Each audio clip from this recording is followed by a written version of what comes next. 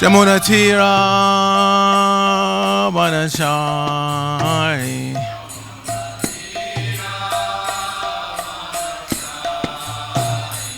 Jamuna Tira Banachari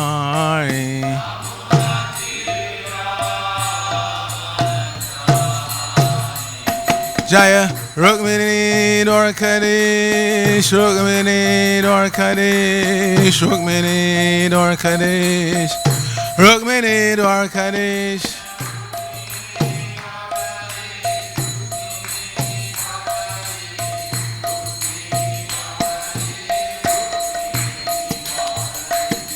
Jaya Jagana Jaya Jagana Jaya Baladeva Jaya Subhadra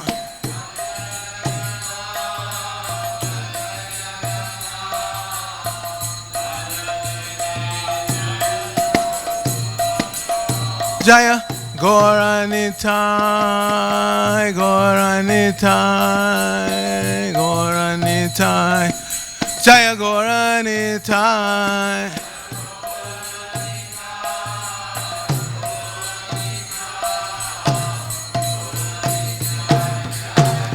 Jaya Jaya Prabhupada Prabhupada Prabhupada Jaya Jaya Prabhupada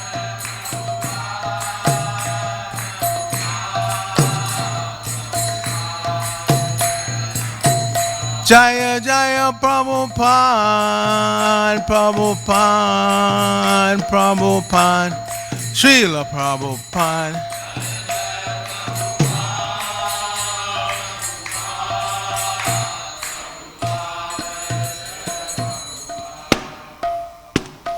Gaur Premanandi Hari Hari Bol Jaya Om Vishnu Pad Paramahansa Padavrajak Acharya or Sattva Sri Srimad ISKCON BBT founder Acharyas of my grace A.C. Bhaktivedanta Swami Maharaj Prabhupada Ki Jai Nitya Lila Pravishnu Om Vishnu Padas Divine Grace Srila Bhakti Siddhanta Saraswati Thakur Prabhupada Ki Jai Ananta Koti Vaishnavinda Ki Jai Nam Acharya Srila Haridas Thakur Ki Jai Prem Sakahosh Krishna Chaitanya Prabhu Nityananda Shri Advaita Gadadhara Shivasari Gaur Bhaktivinoda Ki Jai Shri Shri Radha Krishna Gopa Gopanath Shama Kunda Radha Kunda Giri Govardhan Ki Jai Shri Brajamumi Namanam Ki Jai Shri Namadip Mayapur Dham Ki Jai Shri Lachal Jagannath Puri Dham Ki Jai Ganga Mai Ki Jai Jamuna Mai Ki Jai Bhakti Devi Ki Jai Shrimati Tulsi Maharani Ki Jai Your most beautiful lordship Shri Shri Rukmini Dwarkadish Ki Jai Shri Shri Rukmini Dwarkanath Ki Jai Shri Shri Jagannath Baladev Subhadra Ki Jai Shri Shri Gaurnitai Ki Jai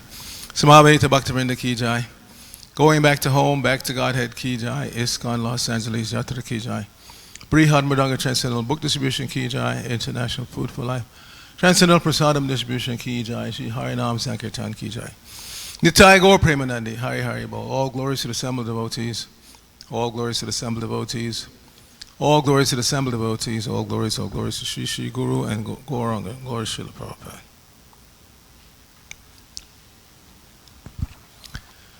Narayanam Namaskritya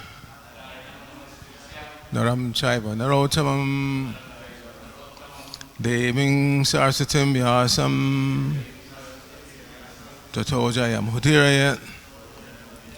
Before reciting the Srimad Bhagavatam, which is our bare means of conquest, let us offer respectful obeisances unto the personality of Godhead, Lord Narayan, unto Narayan Rishi, the supermost human being, unto Mother Saraswati, the goddess of learning, unto Srila Vyasadeva, the author, and unto Srila Prabhupada, who is the translator, commentator, and our spiritual master.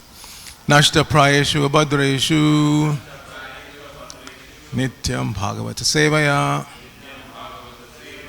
Bhagavati Uttama Shloke Bhaktir Bhavati Naistiki. By regularly attending the Srimad Bhagavatam class and by rendering service unto the pure devotee, all that is troublesome to the heart is almost completely destroyed, and loving devotional service unto the personality of God, whose worship with transcendental songs becomes established as an irrevocable fact.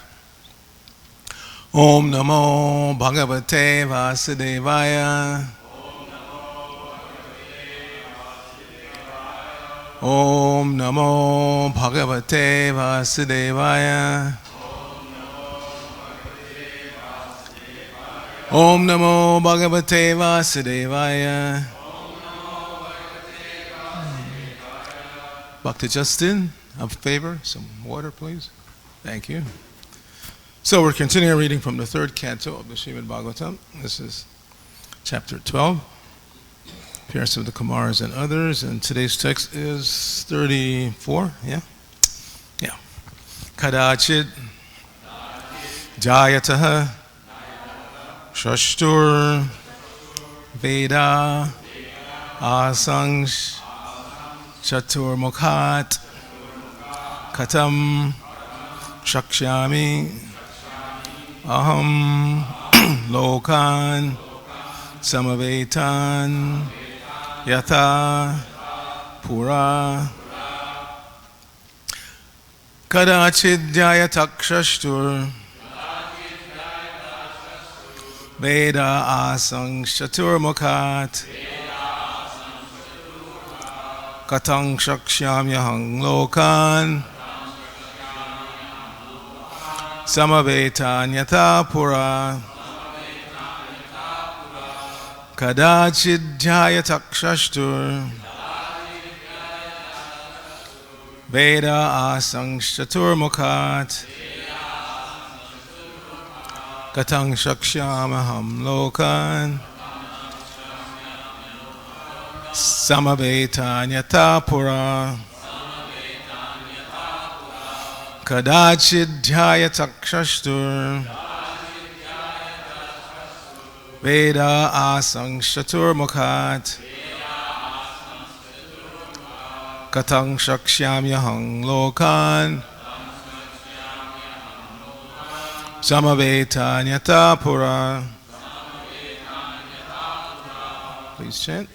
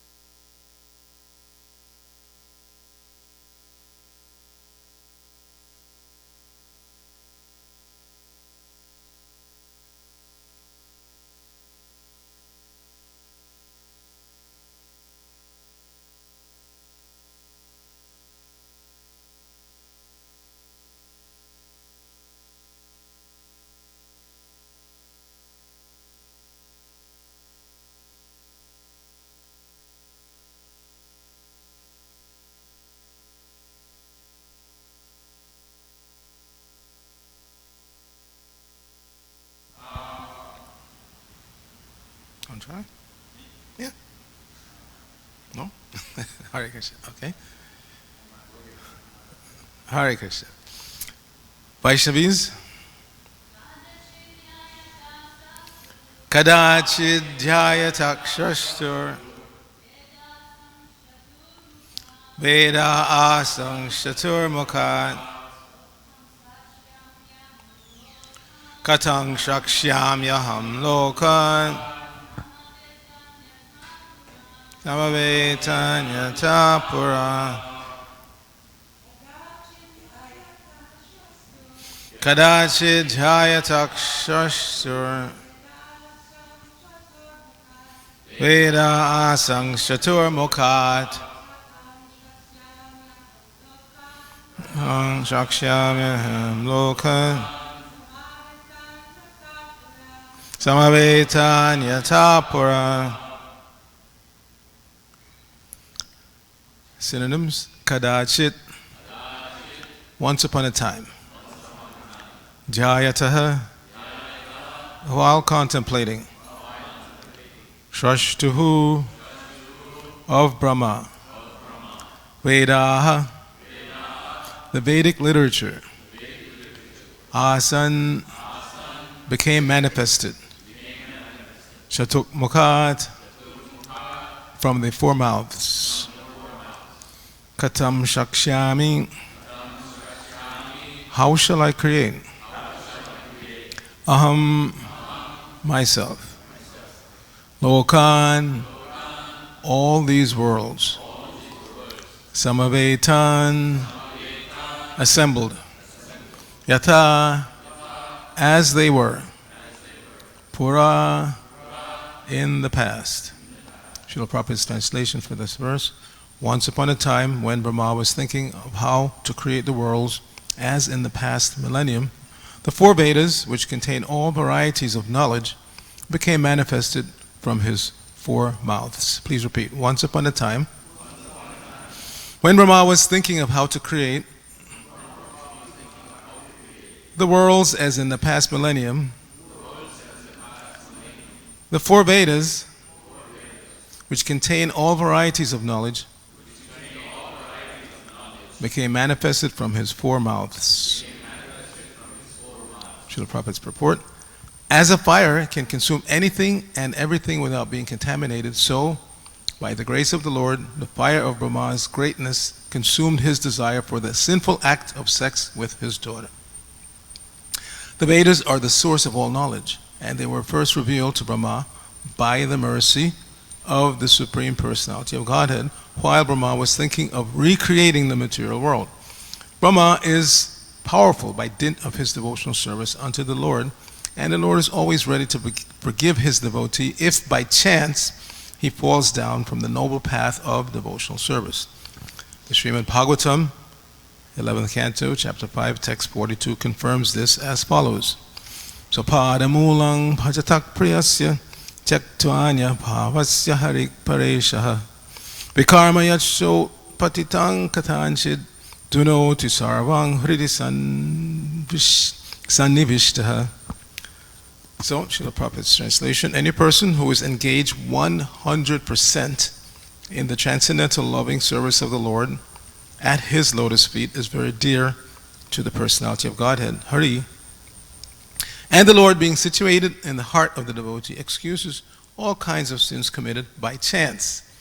It was never expected that a great personality like Brahma would ever think of sex indulgence with his daughter. The example shown by Brahma only suggests that the power of material nature is so strong that it can act upon everyone, even Brahma. Brahma was saved by the mercy of the Lord with a little punishment, but by the grace of the Lord he did not lose his prestige as the great Brahma. Nama Om Vishnu Padaya Krishna Prishtaya Bhutale Shrimati Bhaktivedanta Swami Nitinamine Namaste Saraswate Deve Gauravani Vacharane Nirvashesha Shunyavadi Pashachideshtarane Om Agyana Timirandasya Gyananjana Shalakaya Chakshur Unmilitam Jaina Tasmai Shri Gurave Namaha Shri Chaitanya Manobhishtang Shapitang Yena Bhutale Swayam Rupa Kadamayam Dadati Swapadantikam Vandeyahang Shri Guru Shri Yuttapada Kamalam Shri Gurun Vaisavangsha Shri Rupam Sagajatam Sahagana Ragana Tanvatam Tang Sajivam Sadvaitam Savadutam Parijana Sahitam Krishna Chaitanya Devam Shri Radha Krishna Padan Sahagana Lalita Shri Vishakanvatangsha Hey Krishna Karuna Sindhu Dina Bandho Jagatpate Gopesh Gopika Kanta Radha Kanta Namosate Tapta Kanchana Gaurangi Radhe Vrindavaneshwari Vishabhanu Sute Devi Pranamami Haripriye Vancha Kalpatrubhyascha Kripa Sindhuvi Evacha Patitanang Pavanebhyo Vaishnavebhyo Namo Namaha Jai Shri Krishna Chaitanya Prabhu Nityananda Shri Advaita Gadadhara Shri Vasadi Gaur Bhaktivinoda Hare Krishna Krishna Krishna Hare Hare Hare Rama Rama Rama Hare Hare. So the verse begins Kadachit, which in today's synonyms proper translates as once upon a time, but we should not take that as the imaginative, creative once upon a time that we were taught growing up as children. Once upon a time there was a little girl, Red Riding Hood, who went into the forest, and not like that. more like when we learn the Jagannath. Kadachit kalindi tatavi pina sangita. Lord Jagannath sometimes with his flute makes a loud concert in the groves on the banks of Yamuna. So like that. At a particular time, but not something imaginative. It actually happened. It actually happens that Lord Jagannath plays his flute and makes a loud concert. So similarly, at a particular point in time, this is happening. Lord Brahma is contemplating how to recreate the universe. And it's Jayataha, while contemplating, we know that contemplation leads to desire. So he's deepening his desire by thinking how to do it. Shrashtuhu of Brahma. Veda, the Vedic literature, Prabhupada puts here, but one may say in the beginning there was no literature. So obviously it's more of a modern translation of that word. Because yes, as Prabhupada was saying in his lecture on Sunday, it's an oral tradition. Oral tradition. Lord Brahma will speak, Narad Muni will hear, and question and answer. Not just Lord Brahma just sits down and starts talking. Narad Muni asked questions, Lord Brahma gave the answer. Like one question Narad Muni asked that sticks in my mind. Deva Deva Jagata Tur Bhuta Bhavana Purvaja. He asked, he said that I see that you're the head of all the Devas. Deva Deva Jagat Datur. You're the manager of the entire Jagat. So he's asking, please give me transcendental knowledge. Give me knowledge of the self. Deva Deva Jagat Datur Bhuta Bhavana Purvaja. Tad Vijanihi Yajnanam Atma Tattva de Darshanam. Give me that knowledge that gives darshan of Atma Tattva, the truth about the self. So this is how knowledge is disseminated. First of all, the audience, the inquirer, should be genuinely curious. Prabhupada was not in favor of people who ask questions just to keep the conversation going. No, that's not our approach to questions and answers. You ask a question because you genuinely want to know the answer. And if you genuinely want to know something, then obviously you should approach someone who at least you have a firm conviction they know the answer. If you want to know how to do your taxes properly, you don't ask some guy pushing a cart on the street. Maybe he knows. There's a 1 in a million chance he may know. Maybe he's a former tax preparer who is now down on his luck. But generally speaking, if you want to get your taxes done properly, you don't approach just any guy on the street. You look, either you ask, do you know a really good tax preparer, or you look online, somebody who's get good reviews for preparing taxes like that. You usually, if you want to really know something, you want to approach somebody who at least you have the conviction that they know the answer. Otherwise, it's just a disturbance and you may be misled and so many things can go wrong. So similarly, within our line, one should not ask absurd questions. Just, I mean, in the early days, in the 70s, not the earliest early days like the 60s, but in the 70s, when I was here in New Dwarka had a reputation for devotees who would ask stump the Swami questions. So the Swamis were a little bit uptight to come and give class in New Dwarka because the New Dwarka devotees had that reputation of thinking of questions that were difficult to answer just to see the Swami squirm on the asana. But that's not how we should approach Krishna consciousness. Not that we dream up questions to ask that make people uncomfortable. You should ask a question if you really don't know the answer and you would really like to know the answer. That's the kind of question we should ask. So this is the tradition. The superior, we assume, has the answers, and the inferior, in terms of stature, we know all living entities, all jivas are of the same qualitatively. But circumstantially, some jivas are put in a situation where they're covered by ignorance, which is one of the things that Lord Brahma does. He spreads this ignorance, as was stated, he threw off that contaminated mentality, and it became the fog of ignorance that dissipates all over the universe. So in ignorance, yes, we should want to know how to do things properly. What is everything meant for? And children naturally have that curiosity. What is this? It's a watch. What's that? It's a refrigerator. What's that? It's a car. Just asking, and hopefully asking again the right person to get the right answer. So the Vedas, our son, became manifested, Chatukmakat, from the four mouths. Lord Brahma, we know, has 4 heads. Our Lord Brahma has 4 heads. But as we learn later on in the 10th canto, probably presented in its entirety as Krishna book, that our Brahma only has 4 heads because we're in the smallest of all the universes. When Lord Vishnu lies down in his Yoga Nidra, mystic slumber, and the universes become manifest from his pores in seed form, and then they expand. So that expansion is going on, and then at some point when he inhales, everything contracts again. So modern science, they conjecture about that. They can see that things are moving away, but what is the force that's making them move away? They talk about gravitational force that holds things together, that holds the moon around our planet. But the force that's making everything expand, that they don't know. Now, therefore, they conjecture about a big bang, an explosion, and then after explosion, things kept going.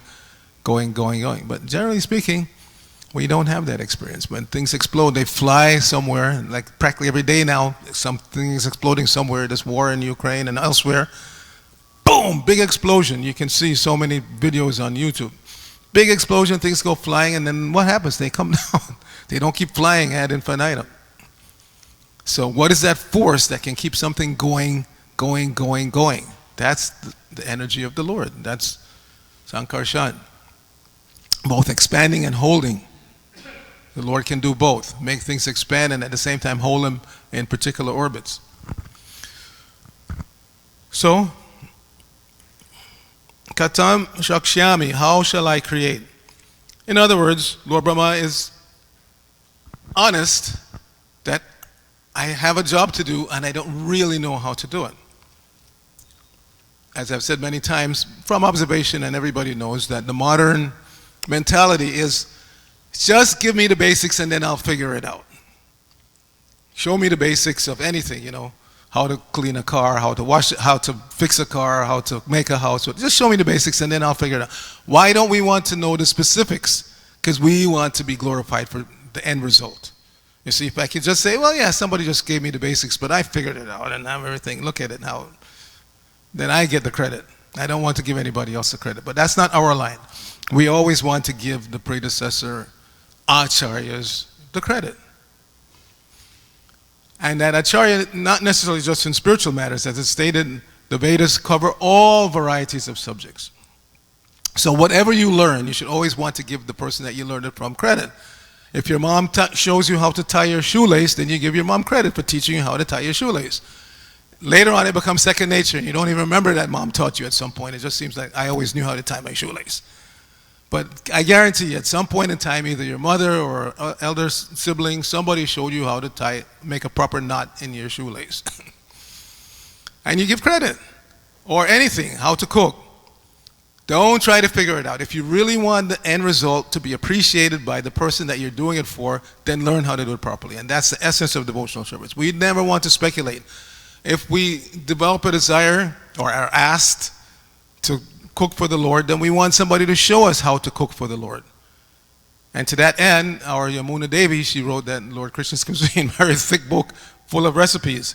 So when somebody goes into the deity kitchen, if either on a regular basis or you just get thrown in there on a moment's notice, open Yamuna's cookbook. I see a bunch of eggplant and peppers and whatnot. What does Yamuna say? How to put this together into something that the Lord will appreciate. Don't speculate. But we have this disease that we like to speculate, just like the scientists, because they want credit of figuring it out. The universe is going on. It's not like it's waiting for you to figure it out. You see what I'm saying? It's not waiting to be figured out. Just like even something as common as birth. It's going on every day. Cats are giving birth to cats, dogs are giving birth to dogs, human beings to human beings, but still they're trying to figure out. They don't know. They themselves took birth, but they still don't know exactly at what point does life start and how exactly does it happen. And therefore they do anatomical, study. They open up dead bodies and they look at the insides and stuff, instead of just accepting the knowledge. Accepting the knowledge that's there in the Vedas. In this third canto, it will be discussed how pregnancy takes place.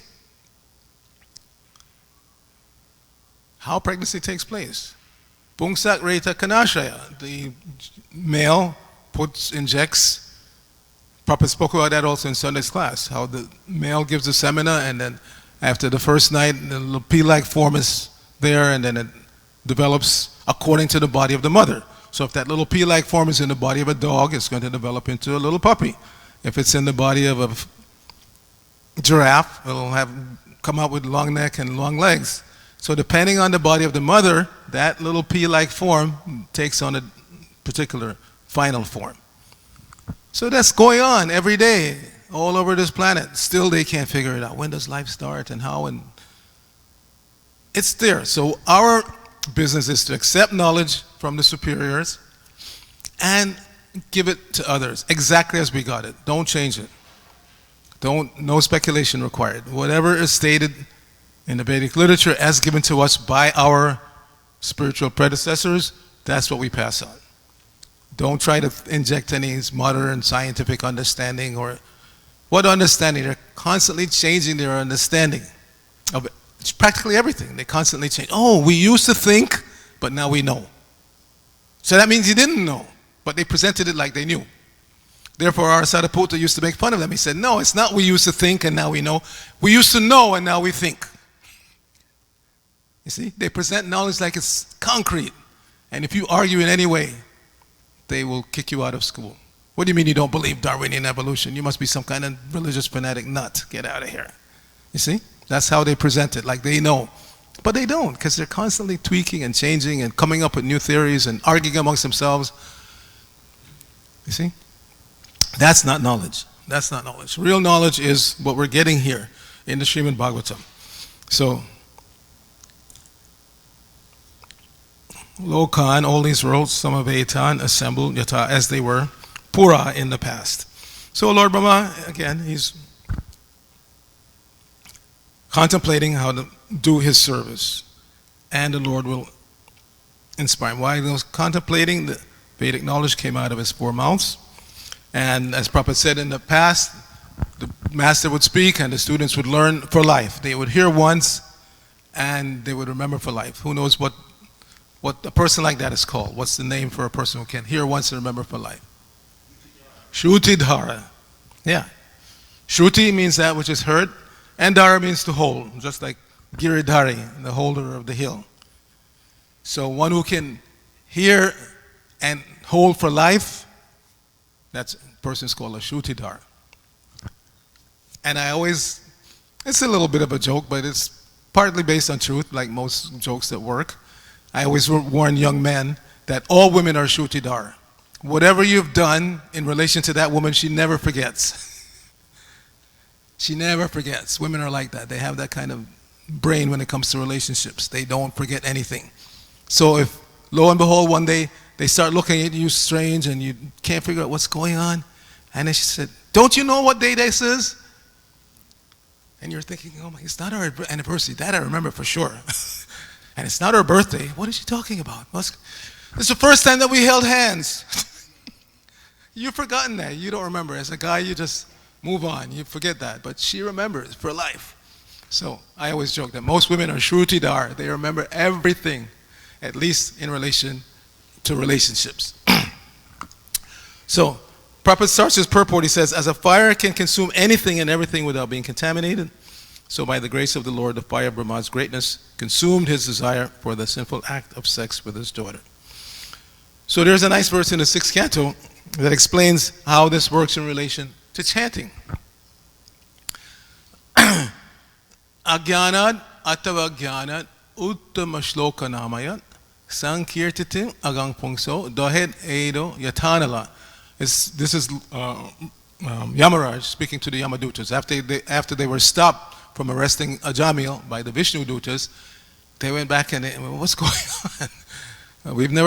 Nobody's ever interfered with us. Nobody can interfere with us. How would they? We're on a mission from you to arrest this sinful person. How could anyone? So Yamaraj preached to them about the situation of chanting. So it said, Agyanad attabhagyanad uttama shloka namayat. Jnana means knowledge. So either with knowledge or without knowledge. In other words, if you know the potency of the Hare Krishna mantra or you don't know. Agyanad atavagyanad uttama shloka namaya, the name of Krishna, as Prabhupada also explained this on Sunday, uttama shloka.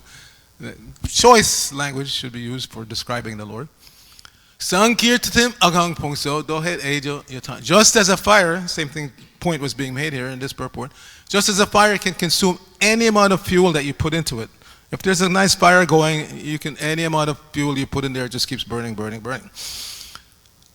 Similarly, just one time chanting the holy name of the Lord can burn up the reaction to more sins than you can commit.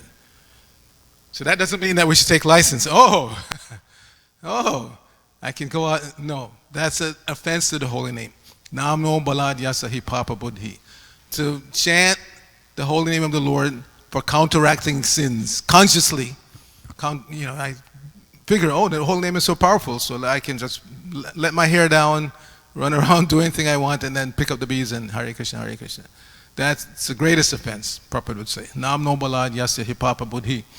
Don't do it. Why?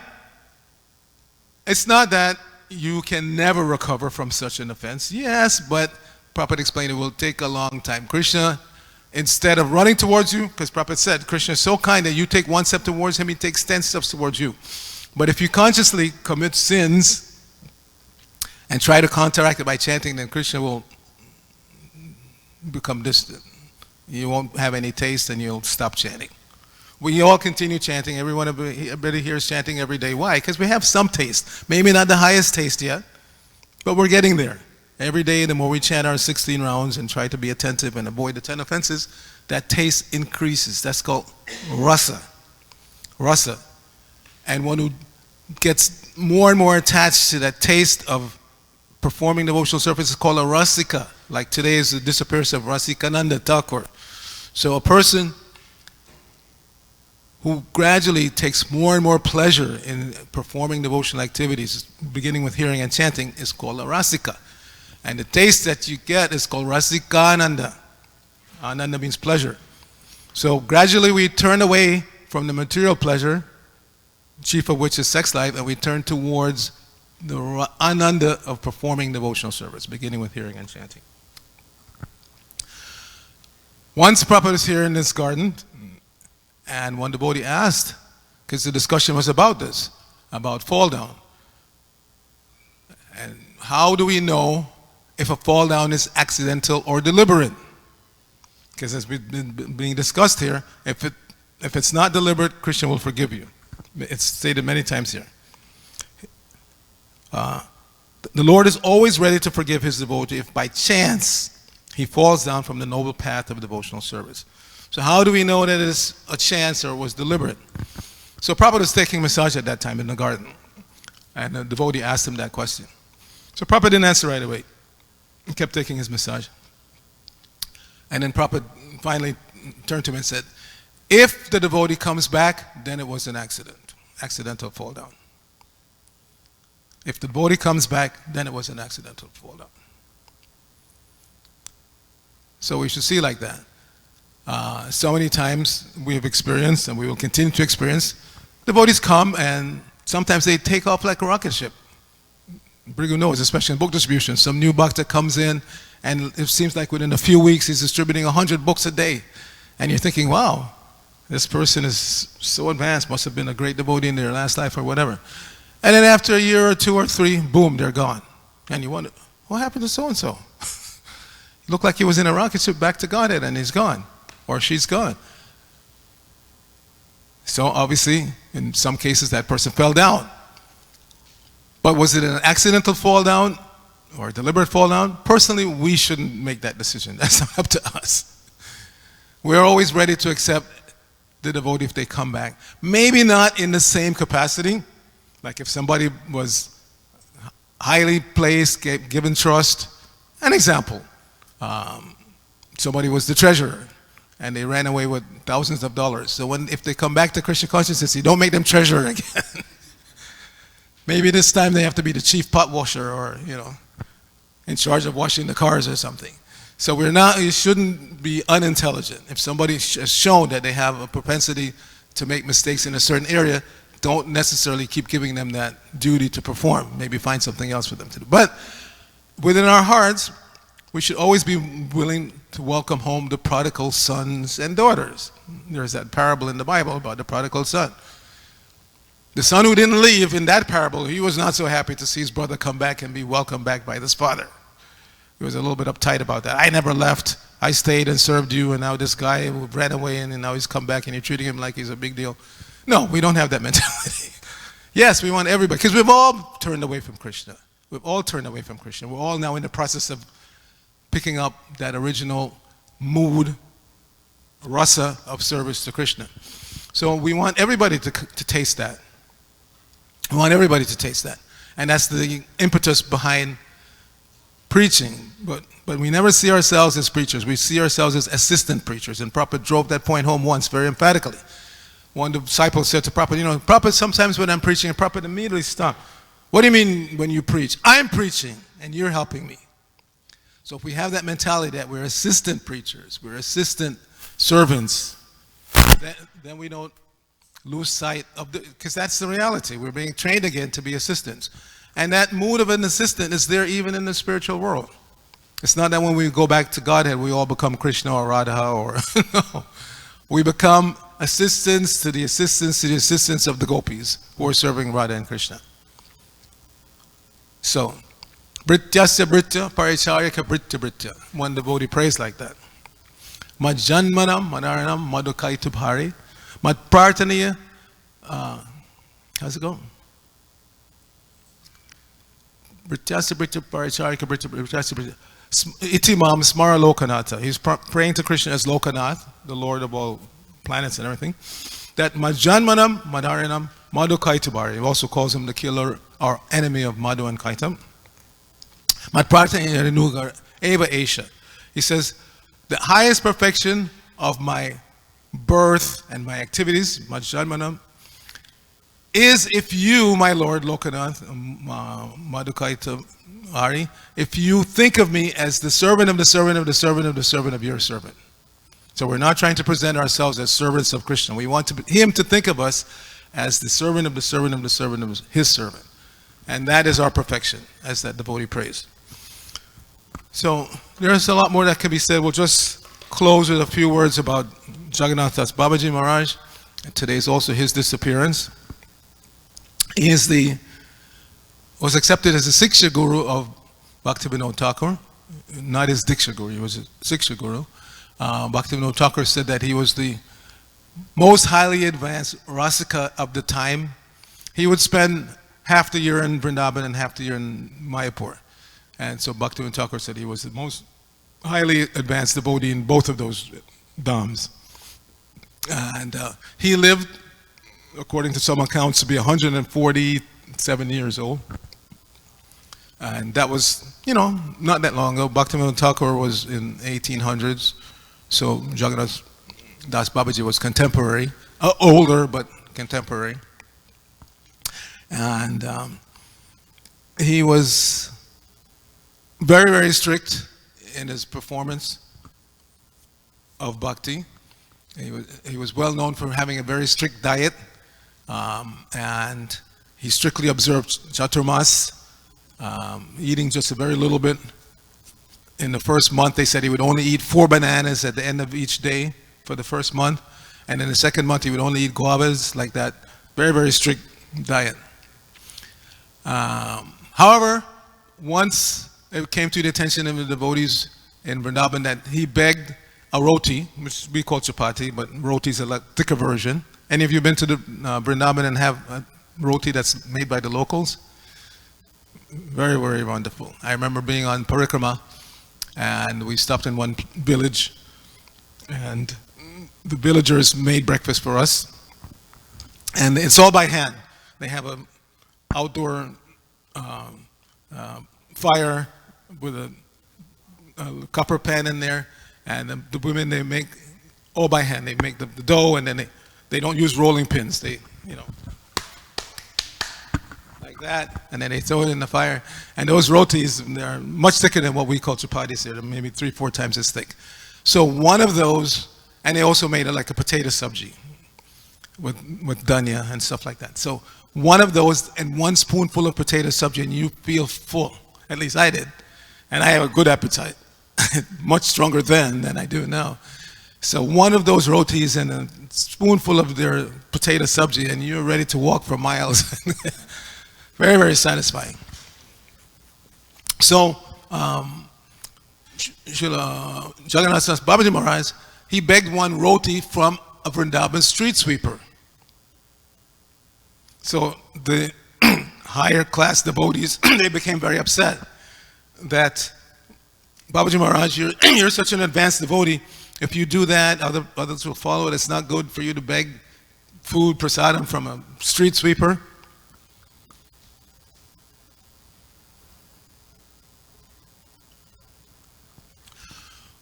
So his reply was, there's nothing more sacred or purifying than the dust of Vrindavan. And this person, being a street sweeper, he's always covered with the dust of Vrindavan. So how could anybody not want to associate with such a person? And then they understood. His vision is much higher. They're seeing from the social platform, oh, he's a street sweeper, we are brahmanas, da-da-da-da. Babaji Maharaj was seeing on a much higher platform. He's a resident of Vrindavan. He's always dealing with the dust of Vrindavan because he's a sweeper. So how can anybody criticize such a person? Anyway, thank you very much for your kind attention. It's time to stop. Grantaraj Srimad Bhagavatam ki jai, Srila Prabhupada ki jai, Srila Jagannath Das Babaji Maharaj ki jai, Srila Rasikananda Thakur ki jai. Hare Krishna.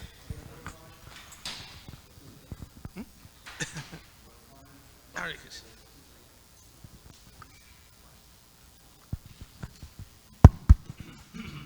Thanks for a very nice class. I just wanted to tack on one little point.